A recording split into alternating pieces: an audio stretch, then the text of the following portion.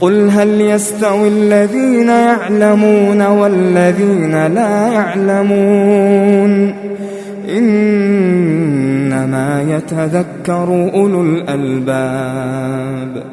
بگو آیا کسانی که می‌دانند و کسانی که نمی‌دانند برابرند؟ همانا تنها خردمندان پند می‌پذیرند.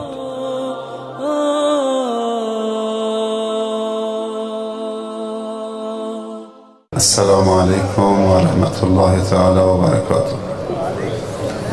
خداوند تبارک و تعالی رو بسیار سپاسگزاریم و تشکر میکنیم به خاطر همه نعمتهای خوب و مفید و توفیقات ارزشمند و گرانبهایش. با ارزشترین توفیقات الهی توفیق هدایت به دین مبین اسلام، کاملترین نعمت و توفیق هدایت به دین مبین اسلام. اما این هدایت با دو نعمت دیگر تحقق پیدا می کند، با نعمت علم و معلم. و یکی از ابزار و ادوات علم قلم هست و دفتر هست.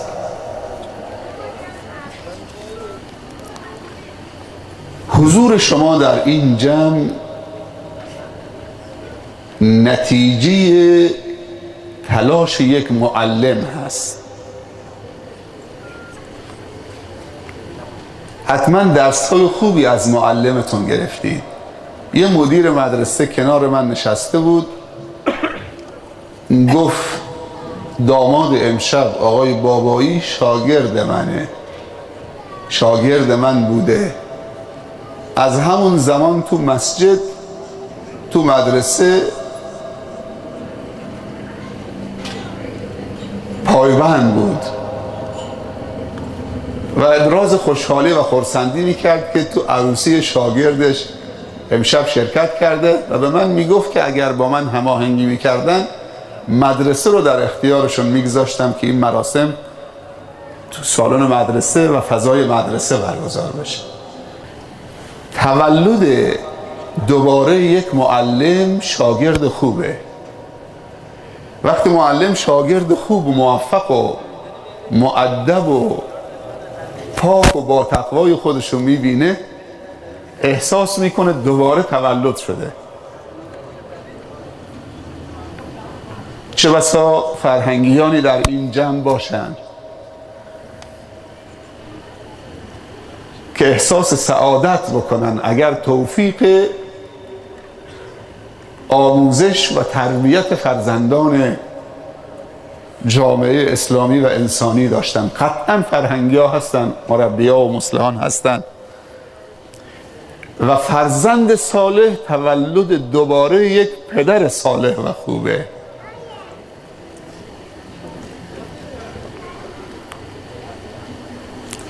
تحقیقات نشون داده که استعدادها 99% از متوسط به بالاست. امروز جامعه اسلامی و انسانی از کودنی فرزندانش رنج نمیبره. کسی کودن نیست. ضریب هوشی، خود تحقیقات محققین در اروپا و غرب نشون داده که 99% از متوسط به بالاست، 1% از متوسط به پایینه. اما کارهایی که انجام شده در جهان، اکتشافات و اختراعاتی که انجام گرفته و موفقیت‌هایی که صورت گرفته، فقط استفاده از ظرفیت فکری 3 تا 4% بیشتر نیست. فضاپیماهایی که درست شده، زیر دریاهایی که درست شده،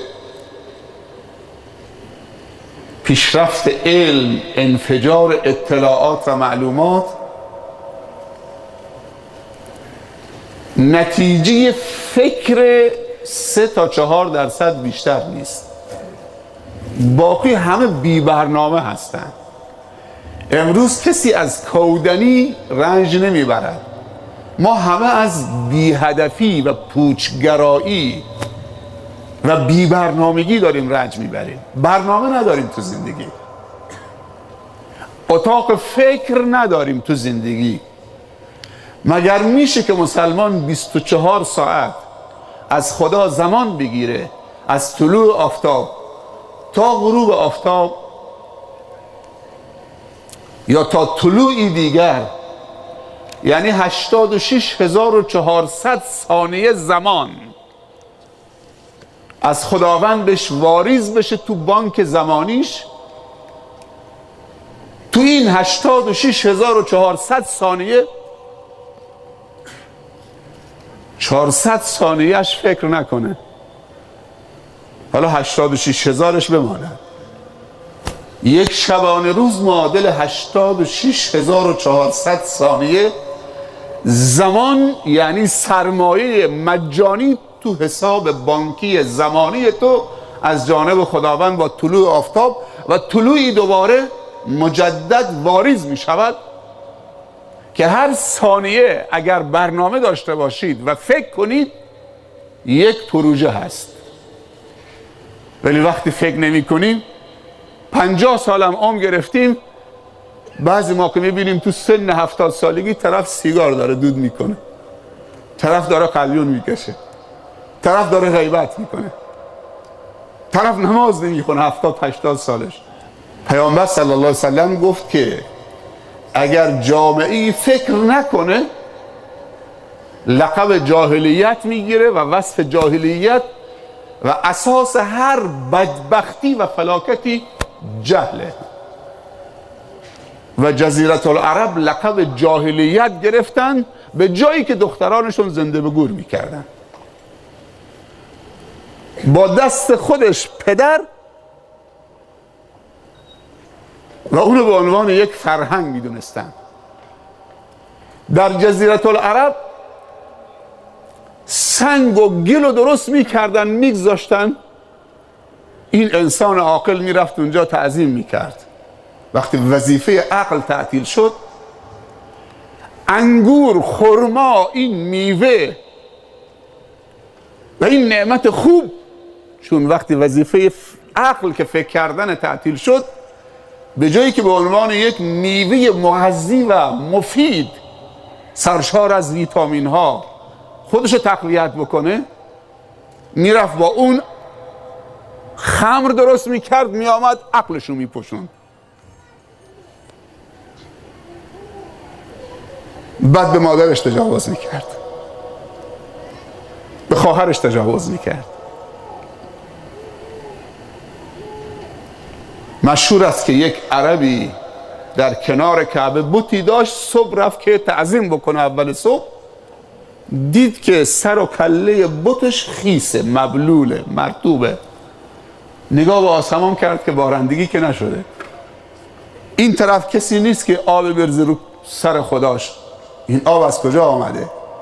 یه لحظه اون حس خفتش بیدار شد، دید که یک روباهی گل به روی شما اون طرف داره میره پشت کرده. متوجه شد که هر جنایتی کرده بر سر خداش این روباست. یه لحظه همین تبول و ادرار روباه بر سر خداش، حس خفتش بیدار شد. گفت یعنی این خدای من که میام تعظیم میکنم و مقدس میشمارمش و مشکل گشا و گره گشا، به این ضعیفی است که روبا بیاد برش تبول بکنه، نتونه از خودش دفاع بکنه.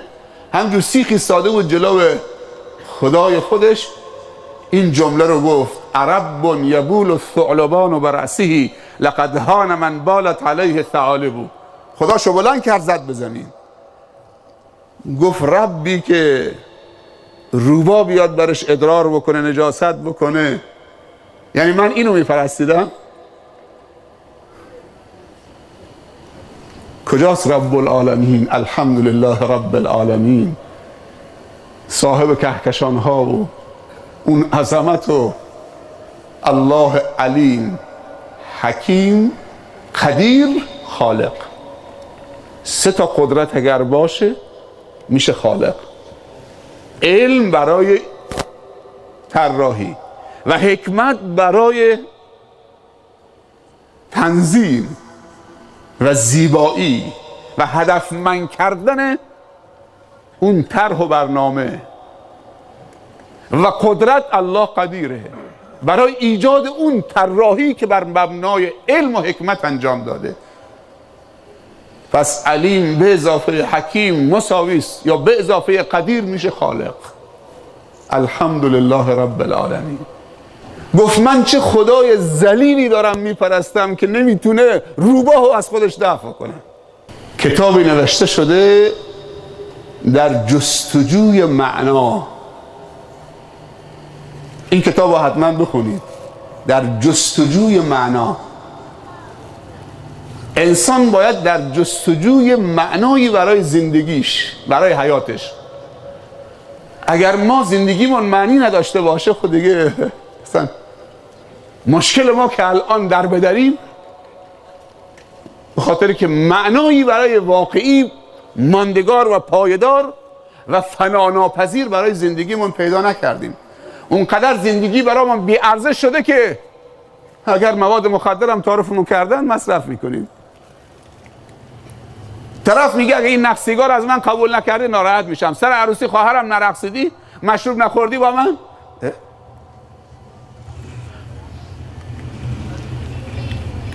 اصلا نمیدونیم به کی بگیم بله، به کی بگیم نه، و 100 تا نه.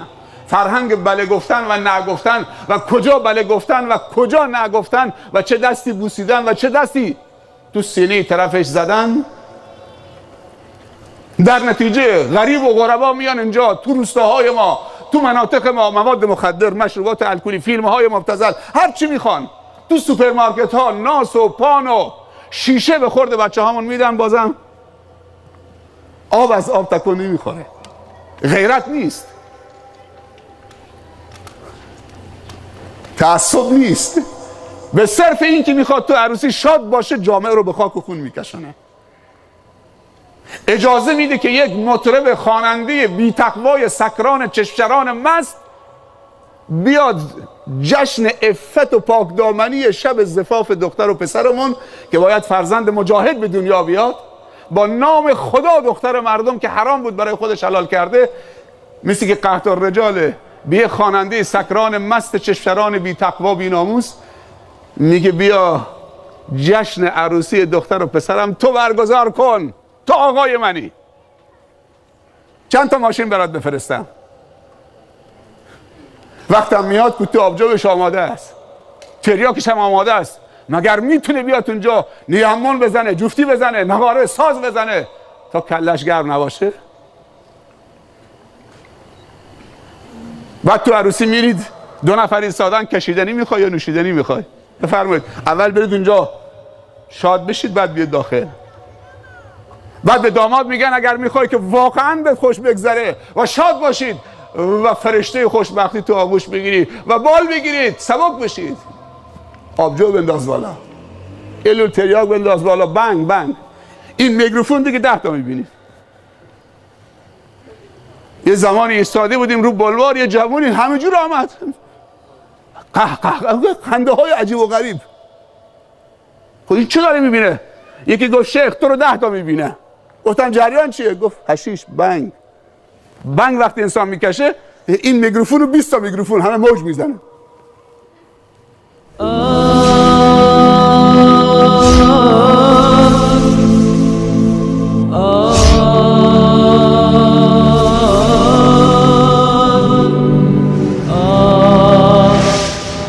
وصال حق، تابشی از قرآن و سنت. قل هل من شركائكم من يهدي إلى الحق قل الله يهدي للحق أفمن يهدي إلى الحق أحق أن يتبع أم من لا يهدي إلا أن يهدى فما لكم كيف تحكمون. بگو آیا از معبودانتان کسی هست که به سوی حق هدایت نماید؟ بگو الله به سوی حق هدایت می کند. آیا کسی که به سوی حق هدایت می کند بیشتر سزاوار پیروی است یا کسی که تنها در صورتی هدایت می یابد که او را هدایت کنند؟ شما را چه شده؟ چگونه داوری می کنید؟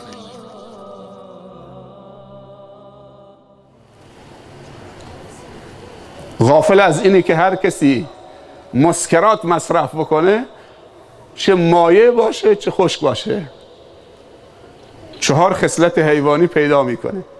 اول میشه مثل روباه، وقتی را کم کم تو کلش میره مکر میکنه.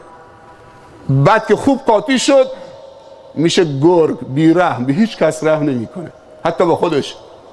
لباسش در آورده با هاف تو کوچه میدوه، آدم کمرو، خنجرم دسته، میکشم.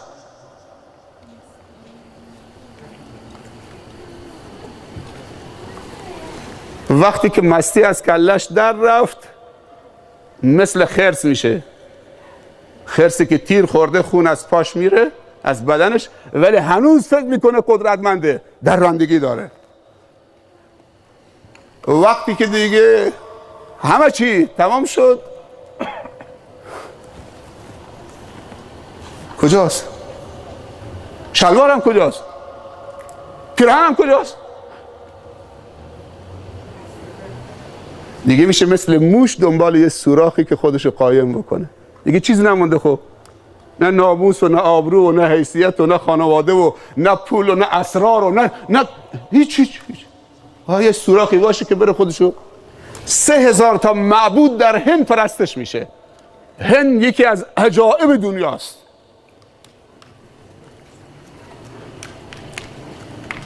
شما فکر میکنید اگر یه چیزی نبود اینا دنبال چی میگشتن؟ طرف میخواد یک معنایی برای زندگیش پیدا بکنه. یکی آتشه، یکی گاوه، یکی فلانه، یکی طرف پروفسور فیلسوفه، ولی چون گاو میفرسته. شما میدونی که هند 70% جمعیتش باسوادن و قدرت خرید هندی ها 300 میلیون نفر هندی الان میتونن متوسط به بالا خرید بکنن به اندازه کل اروپا. تا چند سال پیش فقط 70 میلیون نفر میتونستن متوسط خرید بکنن. الان به اندازه کل اروپا 300 میلیون نفر جمعیت هند قدرت خرید متوسط به بالا دارن. کشوری است که الان دیگه داره ابرقدرت میشه با تکنولوژی که داره. کامپیوتر حرف اول در دنیا میزنن مهندسین هندی. فیلسوفه ولی وقتی به خدا میرسه اونم یه مهادگاف آمده تو خیابان خوابیده، خودشو کثیف کرده، بعدم گاو میمیره، اسهال میگیره، میمیره. خب حالا گاوت مرد، چی شد؟ معنای زندگی انسان اصلا هیچ راه فراری نیست. باید یک خدایی داشته باشید. حالا توفیق داشته باشید که خدای حق رو پیدا بکنید و اون معنای پایدار زندگیت باشه، یا اینکه گاو و شتر و سنگ و چوب و درخت و شخص و قبر و 1000 تا 10,000 تا ماشین رد میشه، یکیش فقط اسم خداست روش. باور بکنید تو خیابانا نگاه کن، 1000 تا ماشین رد میشه، فقط یکی شاید پیدا بکنی که نوشته فقط خدا. بعضیم نوشته خدا فقط خدا، فکر میکنی خوشحال میشه که این موحده. اون طرفتر میری اون طرفش نوشته چه فلانی. یعنی دوگانگی، نمیدونه کدوم یکی انتخاب بکنه. قل هو الله احد الله الصمد لم یلد ولم یولد ولم یکن له کفوا احد. میگن یه معلم کمونیستی سر کلاس درس بچه ها رو خام کرده بود، میگفت که بچه ها هر چی میبینید هست، هر چی نمیبینید نیست. قبوله؟ گفتن این فرموله. هرچی میبینی هست، هرچی نمیبینی نیست. قبوله؟ گفتم بله آقا معلم قبوله. گفت بچهای خوب پنکه رو میبینید؟ گفتم بله. گفت از پنکه هست. نگاه کنید پنکه هست دیگه، میبینید. بچه‌ها تخت سیاه میبینید؟ بله هست. پس هست دیگه، میبینید. بچه‌ها صندلی میبینید؟ بچه‌ها یک دفعه گفت بچه‌ها خدا رو میبینید؟ گفتن نه. گفت از خدا نیست. گفت کسی سوال نداره؟ یه فسقلی از هم آخر که تو مکتب خانه ها شرکت کرده بود، تو مهد قرآن از کوچیکی، گفت آقا معلم اجازه یه سوال؟ گفت بفرما پسرم بفرما. گفت هم کلاسی های خوب آقا معلم رو میبینید؟ گفتم بله آقا معلم. گفت پس آقا معلم هست. گفت بچه ها عقل آقا معلم رو میبینید؟ گفتم نه. چشمش میبینه ولی عقلش نمیبینه. گفت پس معلم عقل نداره. آقا معلم عقل نداره. ما آثار عقل رو میبینیم. عقل چیز نامرئیه.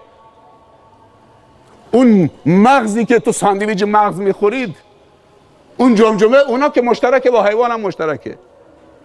قلب یه چیز نورانیه، بصیرت یه چیز نورانیه، قابل دیدن نیست، آثارش میبینیم. تا اگر قلب تو بشکافی چیزی نیست، فقط یه دستگاهی است که خون رو پمپاژ میکنه، چیزی دیگه نیست. هیچ چیزی معنای زندگی انسان نیست، حتی پیغمبر صلی الله علیه وسلم. بعضی از دوستان میگن وقتی میخوام قسمت بدن به پیر و پیغمبر که میپرستید. کی گفته من پیر میپرستم یا پیغمبر میپرستم؟ قل هو الله احد. این فرمول داشته باشید. معنای زندگیتون باید صفت ماندگاری و پایداری و فنا ناپذیری داشته باشه، وگرنه در یک مرحله از زندگی معنای زندگیتون از دست میدید، در نتیجه زندگیتون بی‌معنا میشه و خودکشی میکنید. اینایی که خودکشی میکنن چون که معبودشون یک چیز ناپایداره، معنای زندگیشون ناپایداره، تا فنا شد، نابود شد، از بین رفت، متلاشی شد، خودشون هم شکست میخورن.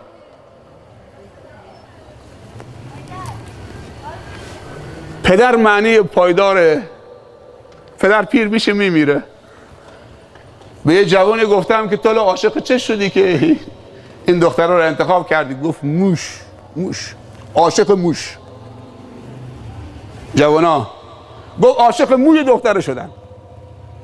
خب فردا همسرت شد کچل شد،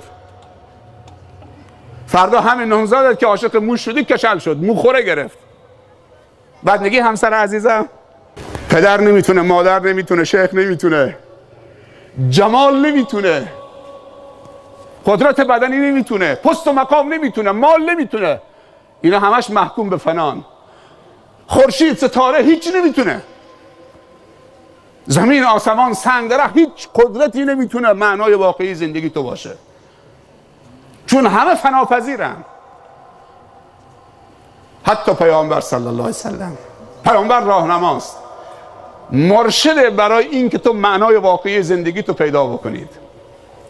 معنای واقعی زندگی ما فقط یک ذاته، الله. آمنت بالله ربا.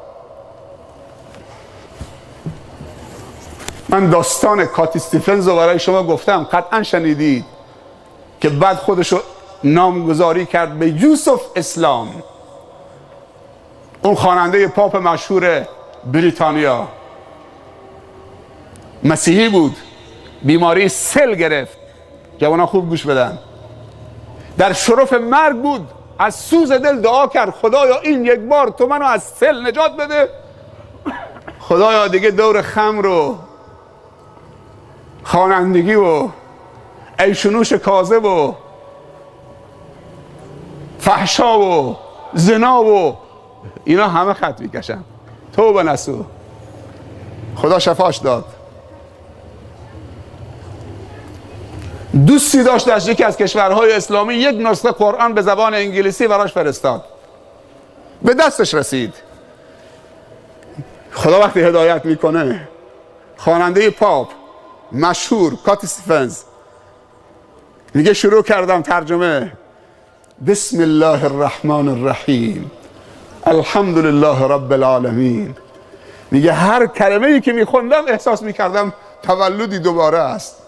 تا اینکه قرآن رو کامل خط کردم با ترجمهش. دوباره برگشتم، هر ختمی که میخوندم احساس میکردم تا اینکه 7 بار کامل کردم دیدم طاقت ازم گرفت، دیگه نمیتونم مقاومت بکنم.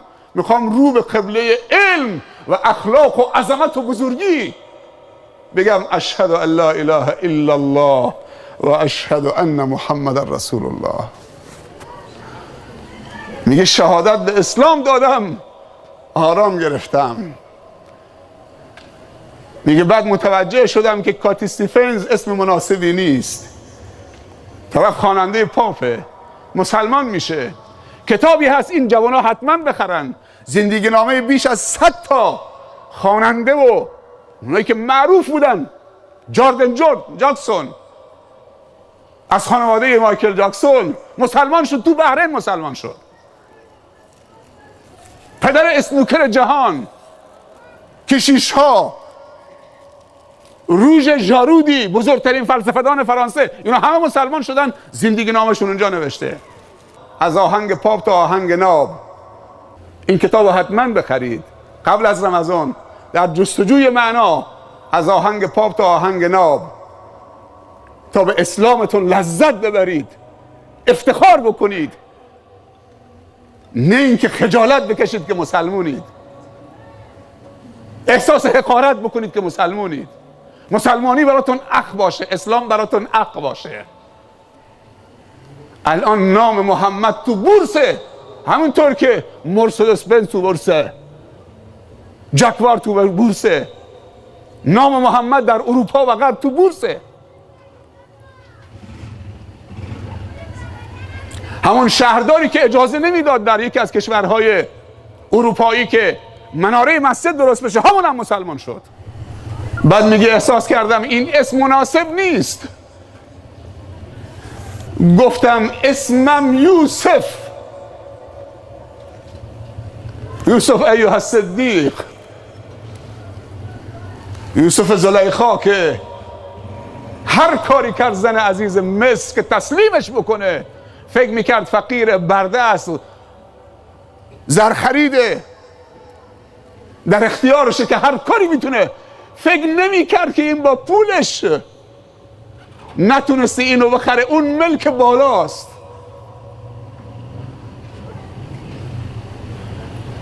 جمال یوسف، مقام یوسف، مال یوسف، مال و جمال و مقام، این ستا به انسان خیانت میکنه، مگر این که کمال در کنارش باشه که جمال و مال و مقام و کنترل بکنه. مال و جمال و مقام، این ستا طغیانگر سرکشه، تو رو به زمین میزنه. باید یک کنترل در کنارش باشه، اون بهش میگن کمال.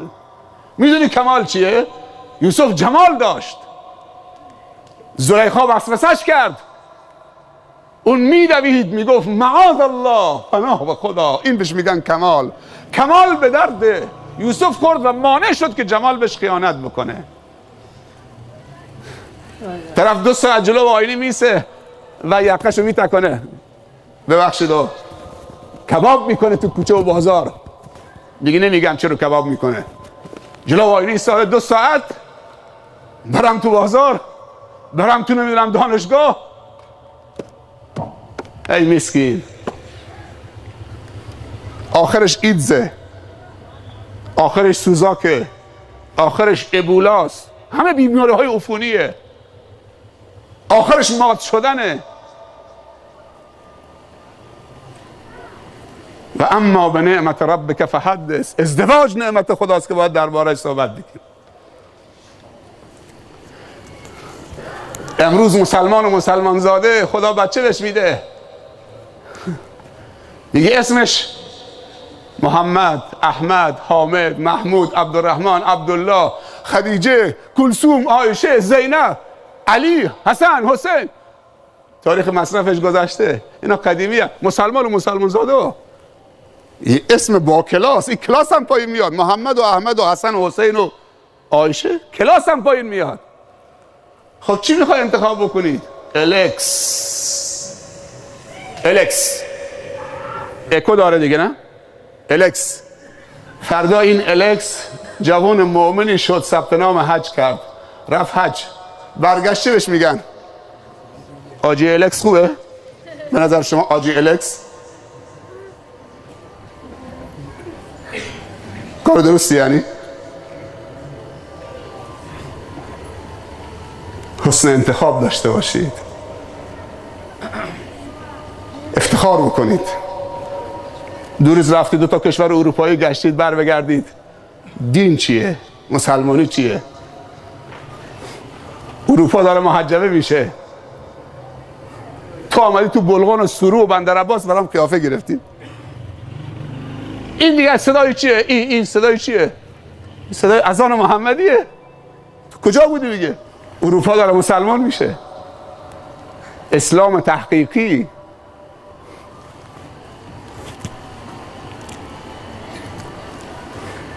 بعد همین کات استیفنز طاقتش سر رفت، گفت باید برم خانه خدا رو ببینم. احرام پوشید، لبیک اللهم لبیک لبیک لا شریک لک لبیک ان الحمد و النعمت لک و الملک لا شریک لک. مسلمان از رو کعبه رد میشه، میخواد بره جزیره موریس، هنوز واجب الحج نیست. میلیاردره ولی واجب الحج نیست. سفر دور دنیا رفته ولی واجب الحج نیست. یه خواننده پاپ عیاش، خدا هدایتش میکنه، بی طاقت میشه، احرام پوشید لبیک اللهم لبیک. یک مدرسه متشکل از علوم عصری و علوم دینی با بهترین اساتید از مصر و از دانشگاه های معتبر اسلامی در قلب لندن تأسیس کرده، کل هزینهش خودش پرداخت میکنه. همین کات استیفنز که امروز یوسف اسلامه. آیا خوانندگی رو کنار گذاشت؟ نه، ولی تبدیل شد. من نواراشو گوش دادم، درباره جهاد افغانستان میخونه. بلند شد از اونجا رفت، از انگلیس رفت پیشاور، تو اردوگاه مهاجرین افغان، بچه های آواره اونجا اونا رو نوازش بکنه. اشعار و اناشید خونده به انگلیسی درباره اتحاد مسلمانا و جهاد. یک خواننده و مطرب مشهور مراکشی به اسم الزیانی، ایشون توبه کردن، خیلی وقت نمیشه، یه چند سالی میشه توبه کردن. شما که کشورهای خلیج میرید حتما اسمش شنیدید، الشیخ الزیانی، نه زندانی و عبدالمجید زندانی اون کسی دیگه است. ایشون یک مطرب و خواننده معروف بودن، توبه کردن. همون اندازه‌ای که شهرتش در خلاف بود مشهور شد در دعوت. کشورهای عربی دعوتش میکردن برای تبلیغ دین. من قطر بودم اگه اشتباه نکنم، بعد بله خبر دادن که در امارات تصادف کرده مرده. الشیخ الزیانی مغربیه، یکی از دعوتگران به نام. از قضای ربانی نماز جمعه رفتیم توی یکی از مساجد جامعه قطر که خطبه میخوندن. خطبه خطیب کامل درباره این آقا بود، زندگیش در ایام خوانندگیش و عیاشیش و بعد از خوانندگیش که یک دعوتگر بزرگ شده و صحبتهاش. حتی شیخ یوسف قرضاوی حفظه الله ذکر خیرش میکرد بعد از تصادفش که فوت کرده بود، که جامعه اسلامی خصوصا نسل جوان یکی از بهترین دلسوزها و دعوتگران جوان رو چه از دست داده. پس عزیزان باید افتخار بکنیم، خصوصا قشر جوانمون. از حوصله همه شما تشکر میکنم. امیدوارم که خداوند دلهای ما را از هر سو به سوی خودش بچرخاند و به برکت حضورمون در این جمع خداوند بصیرت